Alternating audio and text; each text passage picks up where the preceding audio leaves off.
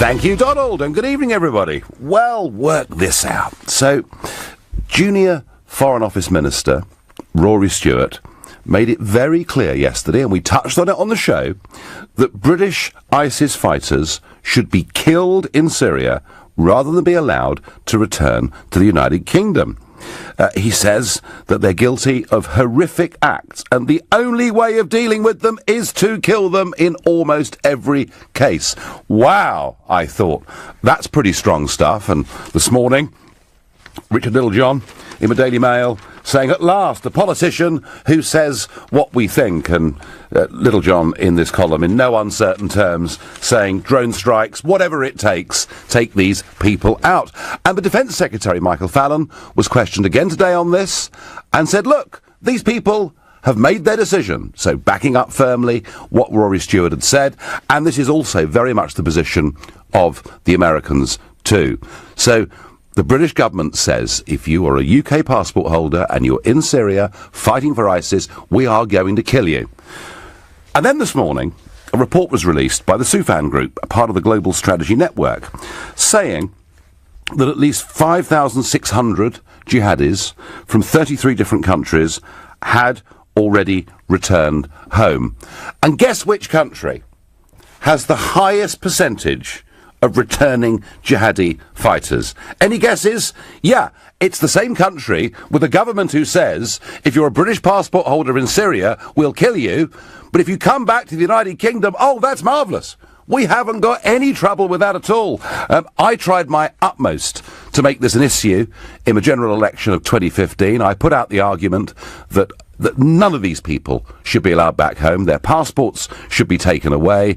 And I did get the government to toughen up its rhetoric. But can I tell you, of the over 400 jihadis that have returned so far, do you know how many this government and our Home Secretaries, including Theresa May, do you know how many they've stopped? One.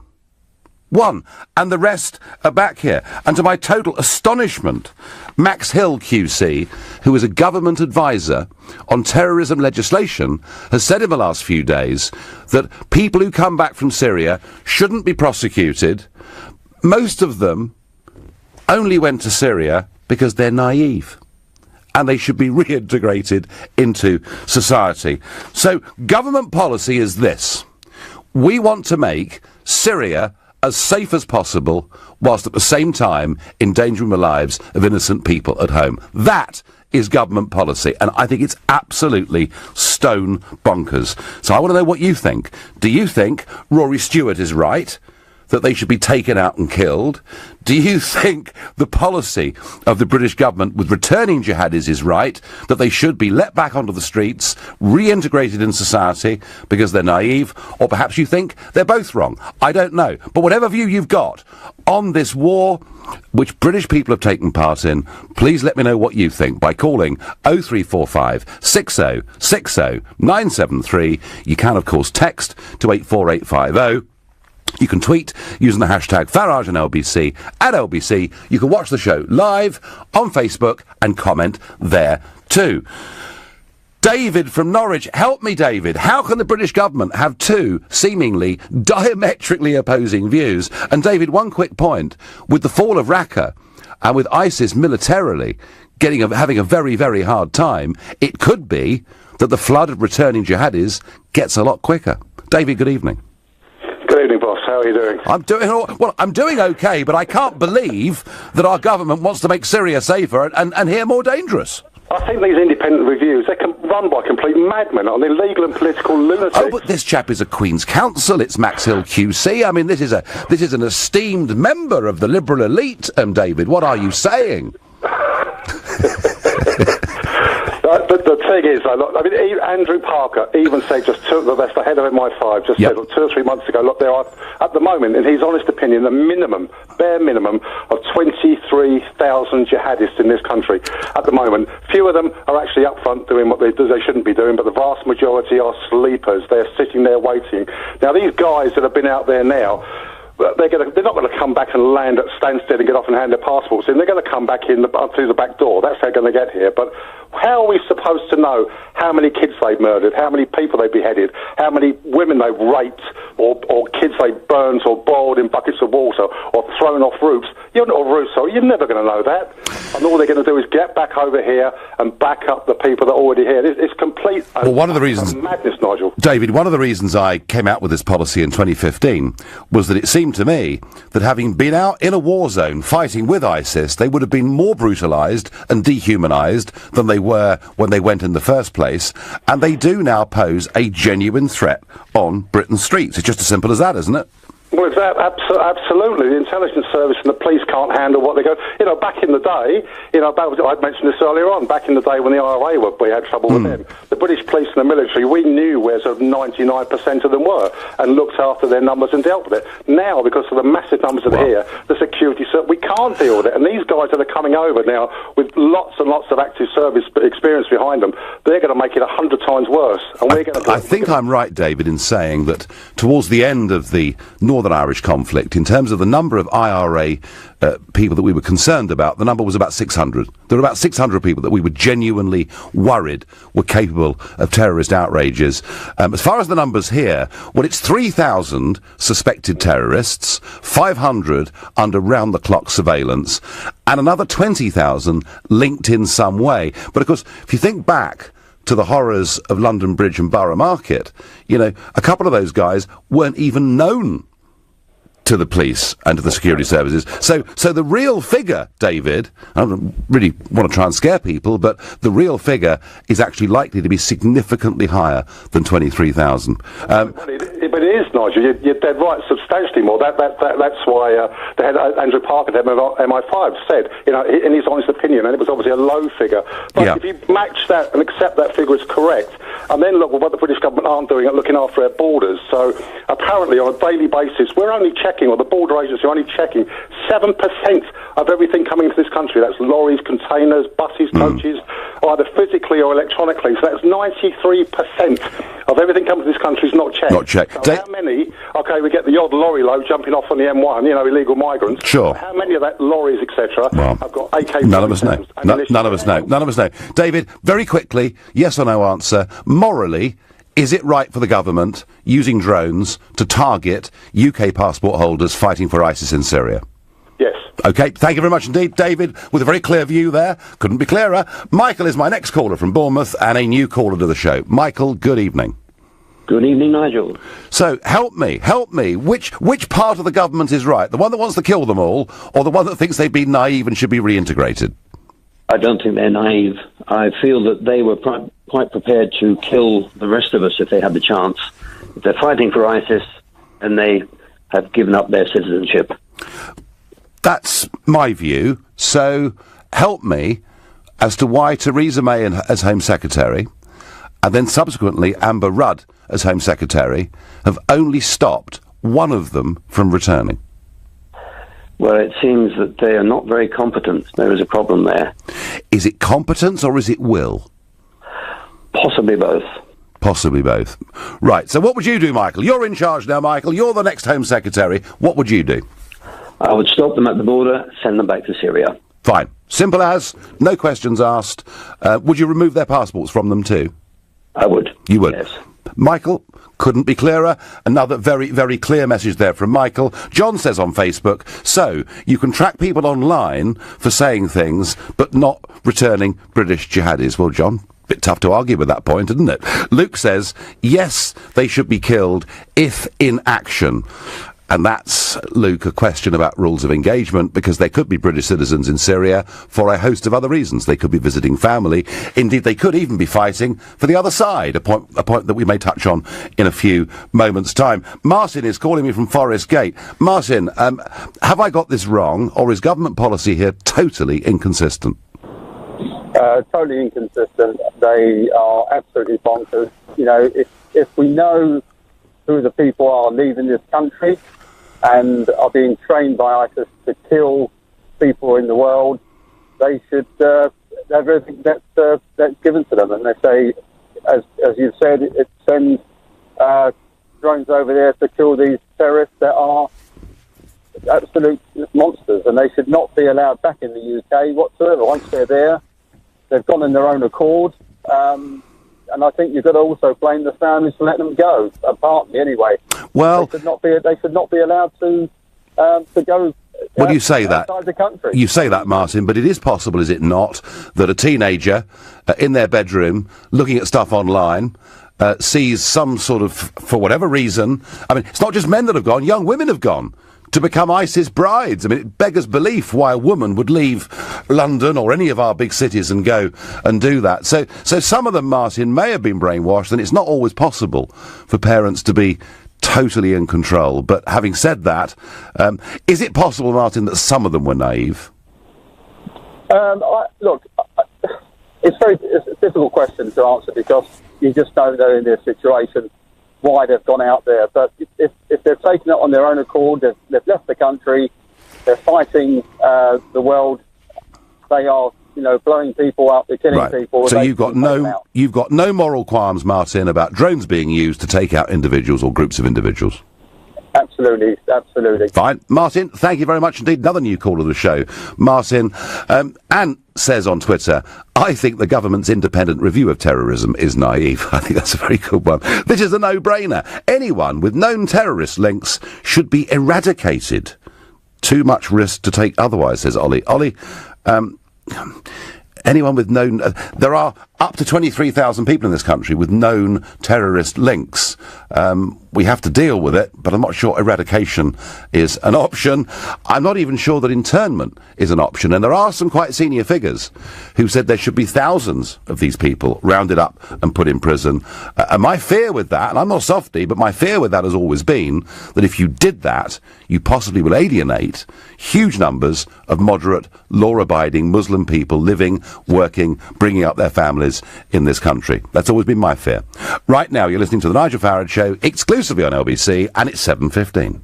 Nick Ferrari at breakfast on LBC. A row about a skin cream causing, what seemed to be a global storm. A product that shows a black woman using products to lighten her skin. Damien in Maidstone. I'm Jamaican, living in the UK. In the banks and everything, you had to be very light complexion to get a front customer facing. But why? Job. Because the owner of the bank was also Caucasian. Nick Ferrari at breakfast. With Hampton by Hilton. Book direct for the lowest price. Every weekday morning from 7, only on LBC. I know who designed Princess Di's wedding dress. I know who phoned home. I know how to do a silly walk. And I know which part of the room you should never put baby in.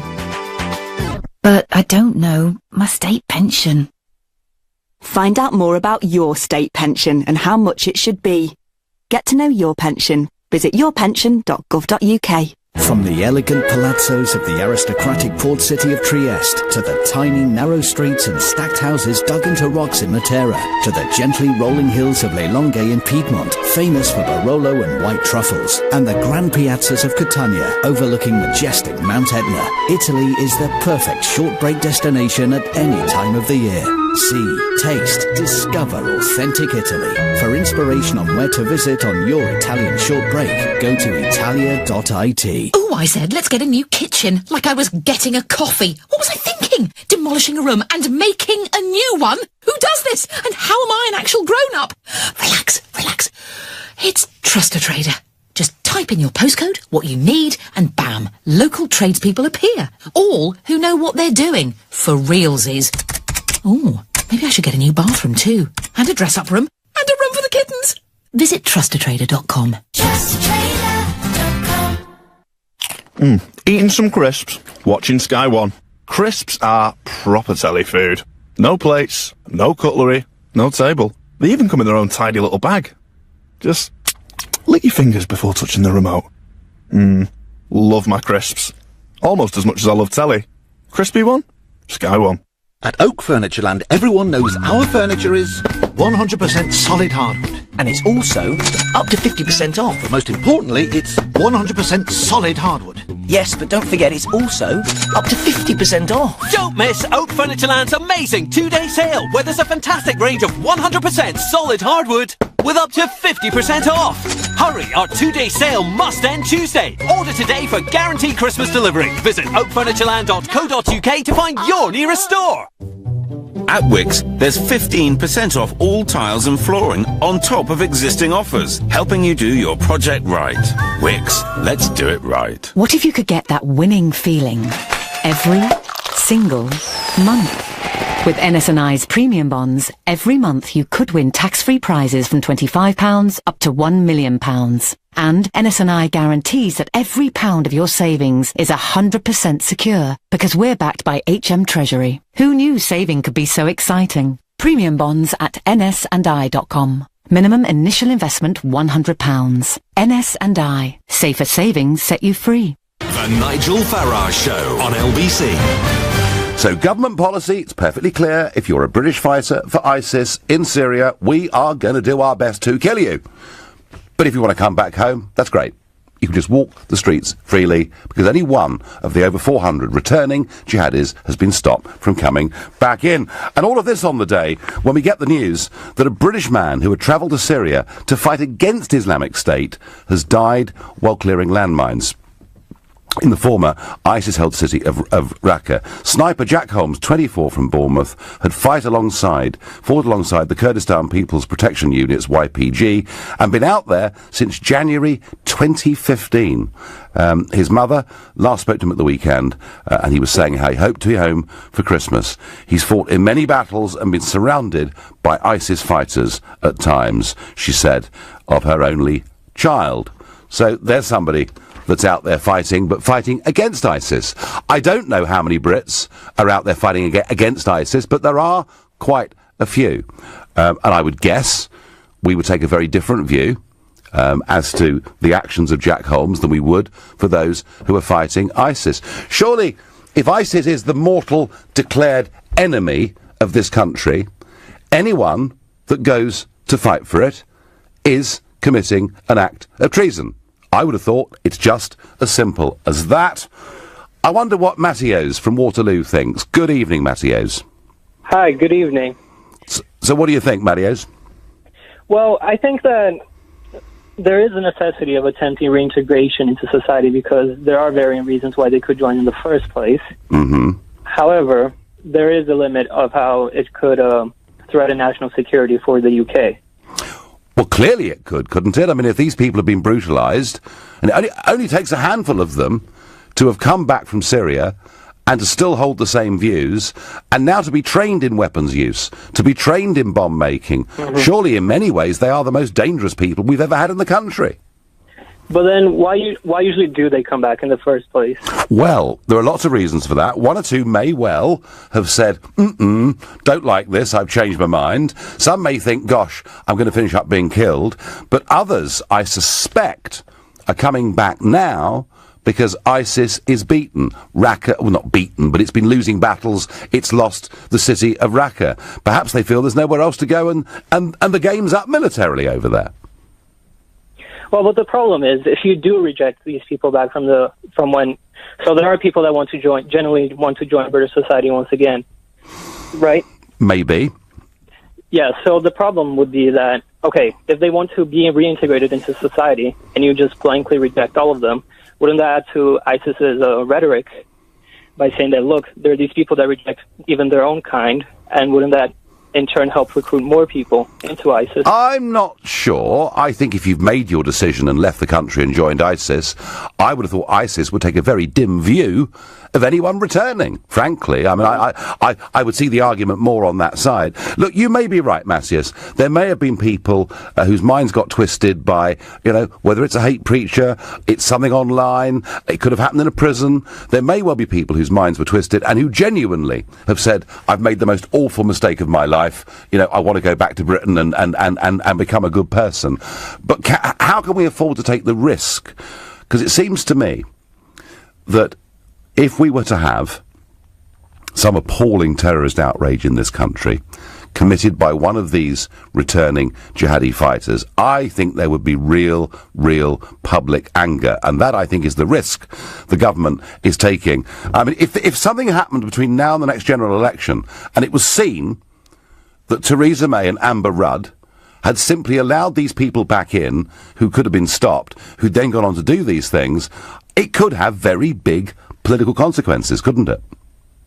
Yes, for sure. But then it's curious, why are they letting them back in the first place? If it would be potentially political suicide. I don't get it. Now, it could be that these people have crept in through the back door, but that's not. When you look at what the government's saying about these things, they're basically saying that these people aren't posing a great risk, they were naive, they must be reintegrated, and that's what Max Hill QC has advised the government to do, whilst at the same time MI5 are warning us of plot after plot, and the Foreign Office and our Defence Secretary are all for wiping them out when they're in Syria. Matthias, we have a very, very inconsistent, wholly inconsistent policy, but you think there's hope, do you, that some of these people could be reintegrated? Well, I do, because, imagine you are a very young person, and for some reason you're alienated from society, and all of a sudden you have this group that has very, very smart tactics, recruiting tactics, and for some reason or another you end up going. A lot of people go for a desire for adventure. Other people go because they somehow, for some misguided reason, agree with the ideology. Mm-hmm. But once they get there, they see that it's not for them, and they do decide to come back. I don't think it's an absolute thing as well. I think there definitely should be attempts to reintegrate them. Okay, Marius, I'm not going to wholly disagree with what you've said, because a policy of total exclusion will undoubtedly be unfair to some people. I just take the view that the risk of this is so great that if we are unfair to a few people, do you know what? Tough. Maria says, I don't care what's done with them, but they shouldn't be allowed back. The mentality that allows them to be influenced to want to join such extremism has no place in society. Sandra says, one jihadi in this country is one too many. Pete says, killed, yes, but only if proven, or locked up indefinitely. Difficult, Pete, in a battle zone environment. I'm not sure quite how many prisoners were being taken in this Battle of Raqqa. I suspect their numbers were very, very small indeed. Sam is calling me from Reading. Sam, good evening. Hi, Nigel. Quick bit of background on myself. Left the army in 2013, spent 8 years, 3 tours in Afghanistan, 2 of which were with Special Forces, so I have a little bit of experience fighting against people of this type of ilk. Yep. Three important points to make. One, slightly off-piece. Brexit will be the best thing that ever happens to this country. I just wanted to sneak that in there. Yeah. Move on. That's cheating. Go on. I think it's really, really important to contextualise, and some of your other callers have already done this, what exactly these people have been up to. The systematic rape of tens of thousands of women and children, and in some cases these terrible stories of women and children bleeding to death. They've been raped so consistently. The murder of hundreds of thousands of people, taking the rights away from millions of people. And what I think makes this even worse is these are not illiterate farmers that we would have seen traditionally in Al-Qaeda and the sort of Taliban people that I've sort of come up against. These are not illiterate people who are being dictated to by the imam because they don't know any better. These are people who were brought up in an otherwise moral society. These are otherwise intelligent people. They made a conscious decision. They do not deserve to come back.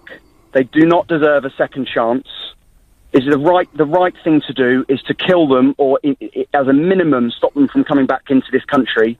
And importantly, my final point, it will act as a deterrent to future people thinking about going and fighting for these terrorist organisations. Sam, as somebody that has fought, against this menace, against this evil, do you have a direct message for Amber Rudd, our Home Secretary? Because there may well be, as we speak, people returning from Raqqa. I think it's a very, very simple one, and we have to think about the security of people in the United Kingdom. It may be a nice, politically correct message from the person who released this report today that says we must welcome them back with open arms, we must reintegrate them. You'll know some of the policies that the Swedes have been introducing about reintegrating ISIS terrorists back into society. We'll see whether that's successful or not. But the fundamental function of a nation state is to protect its citizens. And as you said in your introduction just before, if one of these people was to conduct any kind of atrocity, the like of which we've seen in Manchester, London Bridge, etc., then that would be a failure of the nation and of the Home Secretary and the Prime Minister to protect its people. Terrific. Well, I very much hope, Amber Rudd, if you're not listening live now, I've no doubt you will see a clip of this tomorrow. Sam has been there. He's fought against this. He's seen the dreadful things that are being done. We do not want these people back in our country. Thank you, Sam. Another new call of the show. Great call. Very interesting. He's seen it at first hand. It's not pretty in any way at all. Ian says to me by Twitter, of course Rory Stewart is correct. In fact, most people do seem to agree. We have had callers saying, look, actually, some of them may have been conned into this. Maybe we should look at it on a case-by-case basis. But overwhelmingly, at the moment, you seem to be saying that actually the government have got this badly wrong. Seth is calling me from Dublin. Seth, good evening. Hi, Nigel. Thanks for taking my call. Not one bit. Nigel, what I wanted to say was the biggest fear that your ministers have is actually going on a case-by-case basis. It's trying these people, because those trials will end in tears. Mm-hmm. The witnesses are dead, or the witnesses are afraid to come forward, or the witnesses are back in Iraq and Syria. So if you try these people, you're going to turn them into martyrs or heroes. That's why there are elements in your government who are saying, don't try them, let them back in, and at least they won't be martyrs or heroes to the public. It's very sad, but I think that's really what's driving your government. Well, Seth, they don't really mean it. That analysis may well be right. But if that's the case, aren't they taking a massive risk with our safety and security in this country? The question is, Nigel, not whether it's a massive risk, but what you could do about it. And the only thing you could do about it is get out from under the European courts, because once you can do that, then you don't have to worry about any sort of oversight, letting your judges making the right determinations. Well, we have voted Brexit. I hope we're heading in the right direction. I mean, we better do it soon. We better do it very soon. Coming home now. Well, some encouragement there from Seth in Dublin. Amber Rudd, I know you're a Europhile, but actually, if you want to make Britain safer, be able to stop people coming back, get rid of bad uns, you need to be outside the power, the influence, the dominance of the European Court. Seth, thank you for that. You're listening to the Nigel Farage Show, exclusively on LBC. It's 7:30 and time for the news with Philip Chryssikos. Labour is investigating the comments and behaviour of its Sheffield Hallam MP Jared O'Mara. He says recent allegations against him are categorically untrue, and he's deeply ashamed of derogatory and homophobic remarks he made more than a decade ago. The President of the European Council says it's still up to the UK government if there's a good deal, no deal or no Brexit. Donald Tusk has updated MEPs. The maximum fine for littering in England will soon almost double to £150. The change will come in from April as long as it's approved by Parliament. LBC weather, showers across Wales and the north this evening and overnight. Dry elsewhere, a low of 11 degrees. Tomorrow dry with sunny spells, showers for northern Scotland, a high of 18 degrees. LBC travel in Seven Sisters and the High Road is closed in both directions because of a police investigation between Seven Sisters Road and Monument Way. Now, there are long delays around Highbury and Holloway. That's as fans head towards the Emirates Stadium for tonight's football match. And in Walthamstow now, there are queues on Black Horse Road. That's around the train station. It's all because of roadworks which are causing delays. And onto the trains, Southern have disruption to their service between East Croydon and Milton Keynes Central because of staff shortage. LBC Travel, I'm Anne-Marie Walsh. This is LBC. Calling all units. Reports coming in of Sky's gripping new cop drama Tin Star, epic Game of Thrones and loads more shows, all with Sky TV from £20 a month. Sky TV and Sky Q, the next generation box, have been sighted in the vicinity. Witnesses report watching wirelessly all round the home for just £12 extra a month. Units should respond immediately and search Sky Q to join or recontract. Sky. Believe in better. £20 standard setup, new 18-month TV contract, requires Sky Q multi-screen, Sky Q kit loaned at no cost, upfront payment required, terms apply. Oh, I said, let's get a new kitchen, like I was getting a coffee. What was I thinking? Demolishing a room and making a new one? Who does this? And how am I an actual grown-up? Relax, relax. It's Trust a Trader. Just type in your postcode, what you need, and bam, local tradespeople appear. All who know what they're doing. For realsies. Oh, maybe I should get a new bathroom too. And a dress-up room. And a room for the kittens. Visit trustatrader.com. The binder's broken again, and it's so slow and awkward. Binding will always be a bind with a budget machine and supplies that aren't really up to it in the first place. Talk to Single Source Binding Machines. Their precision German-made binding machines are built to last for superbly bound documents every time, quickly and reliably, complete with free lifetime maintenance. Call 0207 515 0539. Exclusions apply. Lifetime maintenance based on purchase of supplies for the product's lifetime. In England, some constituencies have a lot more electors in them than other constituencies. Boundaries are changing to make parliamentary constituencies more equal. Don't miss the last chance to help us shape the new constituencies in your local area. Time is running out. View a map of the proposed changes in your area and have your say at bce2018.org.uk. I'm really proud of my dad. He put everything into the farm, you know. Ploughing the fields, fixing the fences. Now I think of it, he spent more time talking to his tractor than he did to Mum. When it came to organising a hearse for his funeral, there was only one choice. At the Co-op, we know how important those personal touches are. With over 100 years of experience, we'll do everything we can to help you give a loved one a fitting farewell. Co-op Funeral Care. Call or visit us online. What's the smart way to enjoy a break from the ordinary? Aer Lingus flies to Dublin from London Heathrow and Gatwick from morning to night. So you could take a stroll around Trinity College, visit the picturesque fishing village of Howth, or enjoy the breathtaking view from the Dublin mountains. Then, round it all off with some live music in the bustling city centre. Fly from Gatwick from just $32.99 each way as part of a return trip. Smart discovers Dublin. Smart flies Aer Lingus. Book now at airlingus.com. Offers subject to conditions and availability. The Nigel Farage Show on LBC.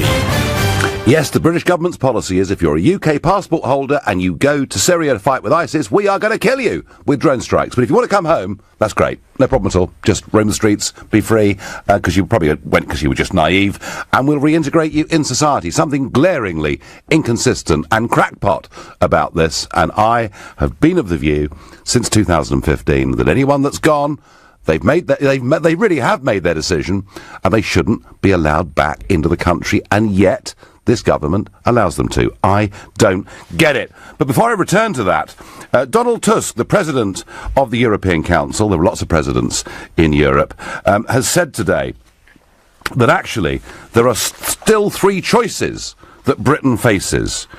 We could have a good deal, or we could have no deal, or no Brexit.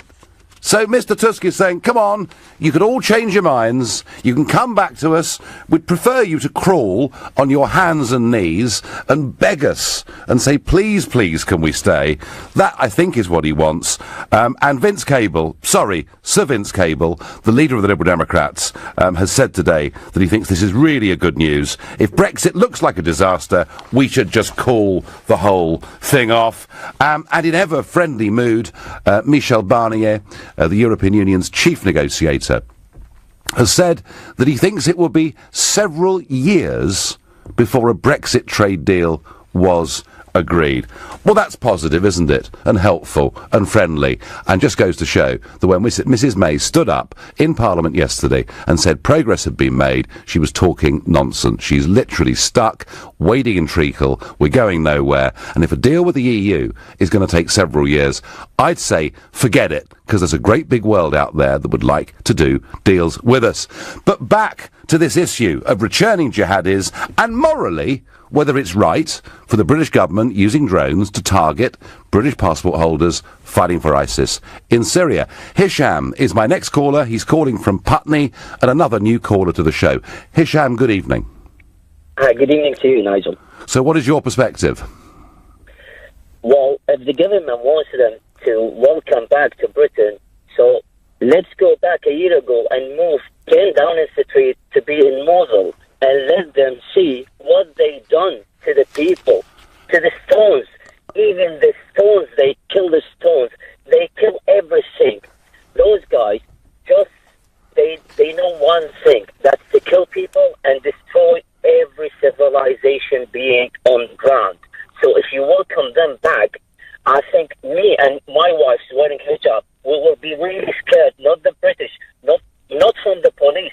No, we are afraid from them, because they will reflect the bad picture of Islam. Yes. How can you allow a person who killed minimum 10 persons with cool blood, allowed him to come back? What he's gonna do? Is he gonna queue on Caponero for Palazzo, or a queue on A40 for traffic?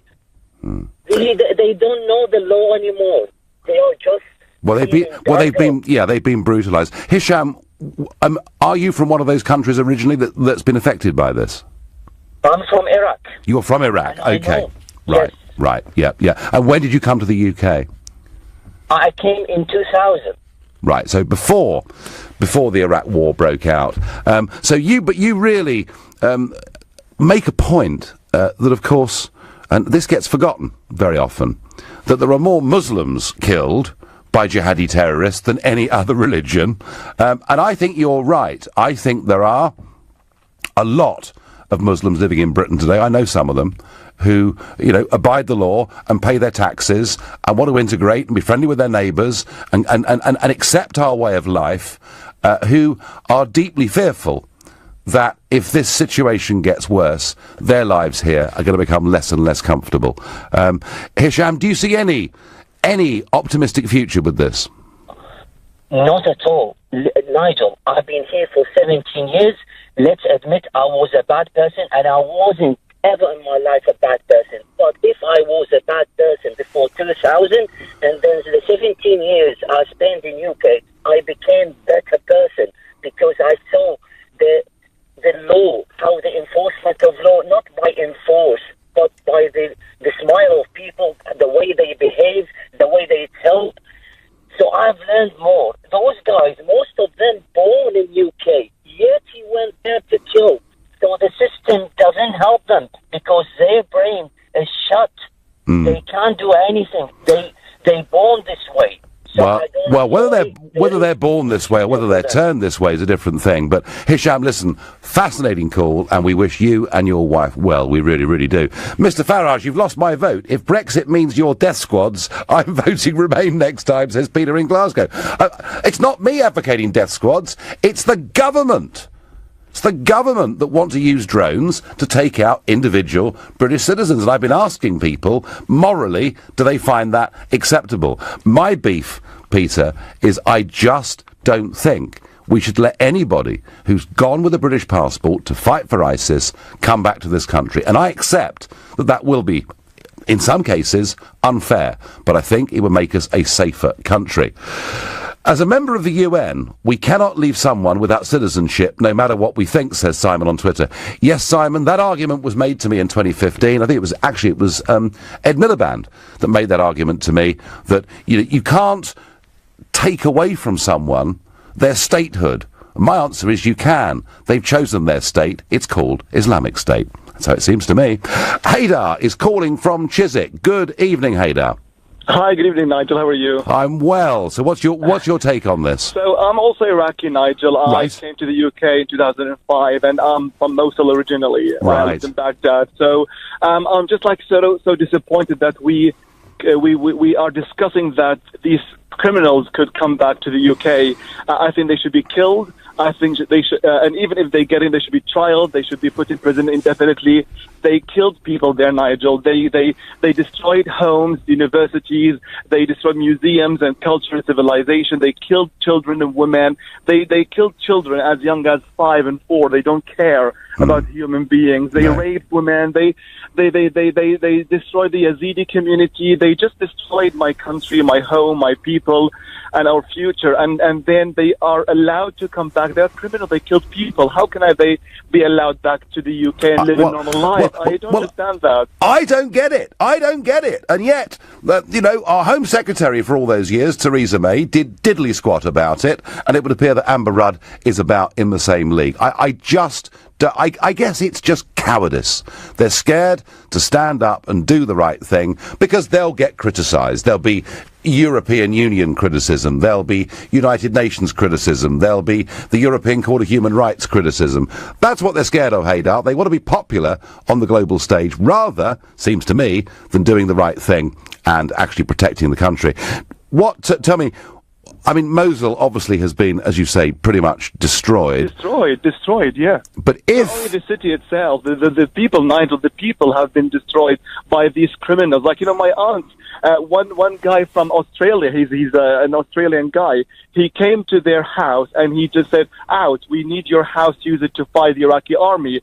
And they spent 45 days in a basement with 3 other families, and these Australian guys who joined ISIS, they just destroyed their house, looted everything, and they were ready to kill anyone who doesn't leave their house. It was just like, it's awful. It's really awful. If that scourge of ISIS and extreme jihadism was removed from Iraq, would you then feel the country could be rebuilt and get back to what it was? Yes. Hopefully, I mean, we have kicked their, out of the country, but hopefully we can rebuild our country. But in Iraq, if they are caught, they will be trialed and they will be executed, and that's the least we can do, to be executed. Or they can be killed by drone strikes. If I had the power, I will order drone strikes, and I don't care if they're women or children or adults. They're all criminals. All criminals, Nigel. They deserve to die.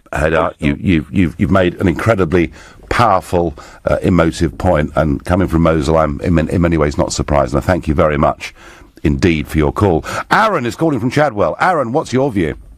Good evening, Nigel. I can't believe this. It's really upsetting me, the stance our government is taking. It just shows such political weakness. Like, this is where is the accountability? If someone was to if someone was to murder someone in this country, they would go to prison, or they'd be punished for it. Yep. These guys are killing women and children, not because of they're fighting against them. These guys are killing women and children because they have a different view on life, and they're imposing their will on these people and killing them, and then they're welcomed back with accepting arms. It's not even not right.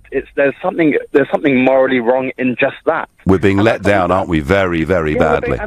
It's really upsetting. I work in a very Muslim area in Chadwell, and the majority of those people, even they're saying it just puts such a bad tarnish on the rest of the people, and it's just going to increase tension. I can't see any upshot. Aaron, I think there are lots. I honestly, I think there are lots of big numbers of very decent Muslim people living in Britain who are getting more and more scared with every month that goes by because the actions of some from their religion are placing them all in a very bad light. Aaron, thank you very much indeed for that. Anne says on Facebook, the treason law needs to be put into effect. Well, Blair watered down our treason laws, and I agree with you. Time they were brought back. You're listening to the Nigel Farage Show, exclusively on LBC, and it's 7:45. Coming up at 8 on LBC, Clive Bull. The government whip is compiling a hit list of university professors teaching Brexit courses. Is this an attempt to suppress free speech or ensure an open debate? Clive Bull on LBC. France, 1942. You're fresh out of spy school on a mission to prevent a massacre by occupying forces. As the enemy approaches, you know you only have one chance to stop them. Mere seconds. When the moment comes, you notice a civilian among them. What do? Brand new spy drama X Company. 9 p.m. tonight on History. Part of this month's World War True season. The war you know, the stories you don't. Watch History on Sky, Virgin, BT and TalkTalk.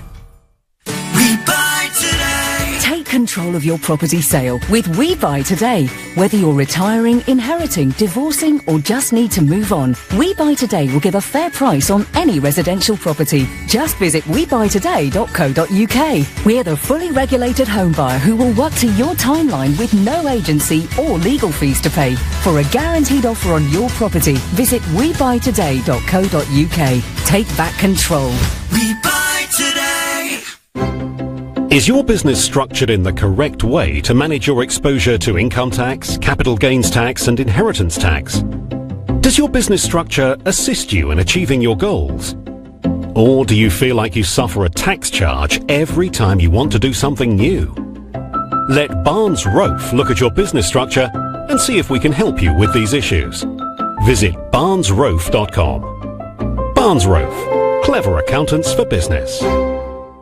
From the elegant palazzos of the aristocratic port city of Trieste to the tiny narrow streets and stacked houses dug into rocks in Matera to the gently rolling hills of Le Longhe in Piedmont, famous for Barolo and white truffles, and the grand piazzas of Catania overlooking majestic Mount Etna, Italy is the perfect short break destination at any time of the year. See, taste, discover authentic Italy. For inspiration on where to visit on your Italian short break, go to italia.it.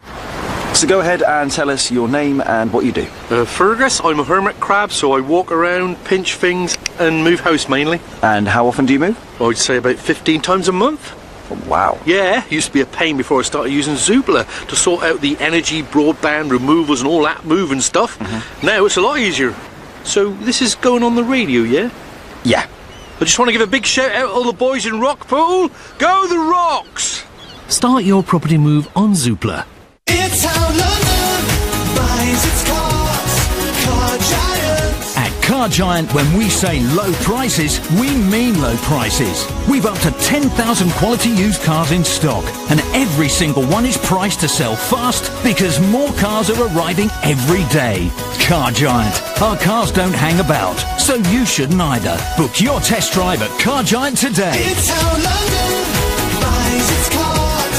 Car Giant. The Nigel Farage Show. Text 84850. Gosh, I'm confused. Because on the one hand, the government says if you're a Brit and you're in Syria and you're fighting with ISIS, we're going to kill you.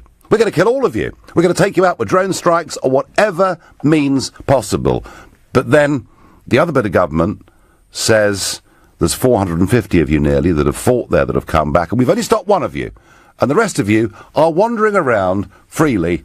There's something grossly inconsistent and crazy, and I really do think that the government have been desperately weak on this issue and have made this country a much less safe place, whilst they want to make Syria as safe as they possibly can. I don't get it.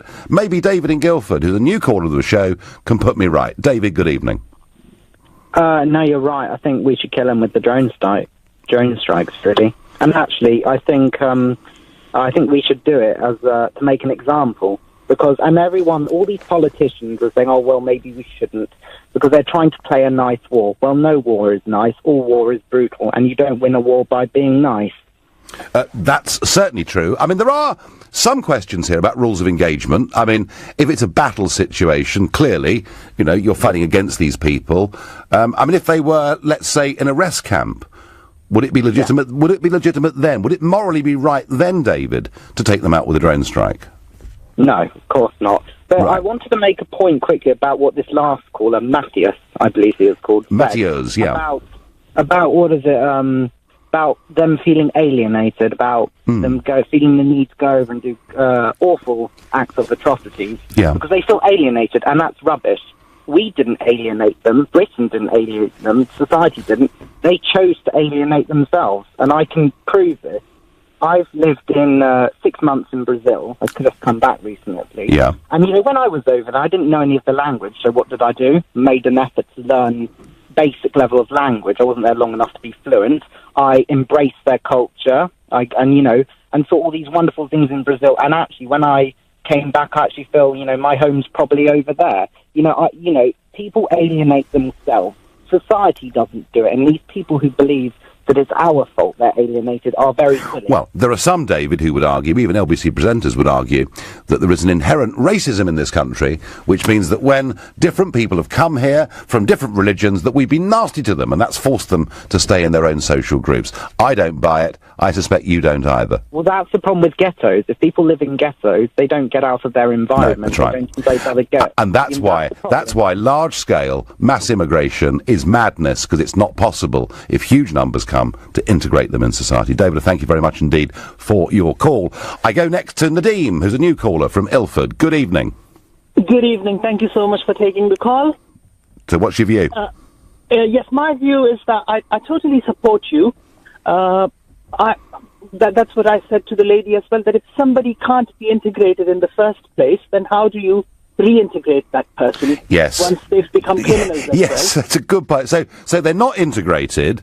They leave and fight for ISIS. They get brutalised. They get trained how to make bombs. Then they come back. Yes, the chances of them then being integrated are pretty limited, Nadeem, aren't they? Yes, and they've committed some serious crimes which are even unthinkable. So really, in most countries, there's only one punishment for these crimes. So I don't know how those people can be let free in a society, and I think they just themselves chose what they wanted to do, and they should pay that price. Do you think, Nadeem, that our political leaders are letting the country down on this? I think that things are too soft on people who choose to go on the other side of the law. People who want to follow the law, who want to follow the norms, things are very difficult for them. But if somebody decides to do things otherwise, then there is no repercussion as such. No. Nadeem, thank you very much indeed. Made your point very, very clearly. A call here for due process. Nigel, they should be sent to face trial in the countries they fought in. Once sentence is served or freed, they can then apply to come back, and we can then decide what to do and release them if suitable. If in combat, standard rules of battle should apply. That's what Ben says. So there's several of you saying, actually, it's all well and good killing people in war situations, but we perhaps need to think about due process for people who are out of the line. Others, particularly two Iraqi callers, who've told us that actually these people have done such awful, monstrous things in Mosul and elsewhere that, frankly, to make the world a better place, they should be eliminated. Mohammed is calling me from Loughton. Mohammed, good evening. Good evening, Nigel, to you. Nigel, back in 20 years ago, first when I applied for asylum at the airport, one of the questions they asked me, have you ever killed anyone? And the reason, if you said yes, then straight away they will send you back home, or they will send you to the safe country. I don't know how this country is doing a mistake that people, such a evil people like this, they want to integrate with those kind of civilized country. After eating, they will eat the heart of the people after killing them. They are not human. So you cannot just like put those people with this ISIS people with those kind of like a civilized Europe, you know. And I think Mr. Erdogan maybe who helps them to open at the airport of Istanbul. They say, where are you going, Kobani? The map of Kobani was already copied, how they can travel from Istanbul to Kobani and over there by the border.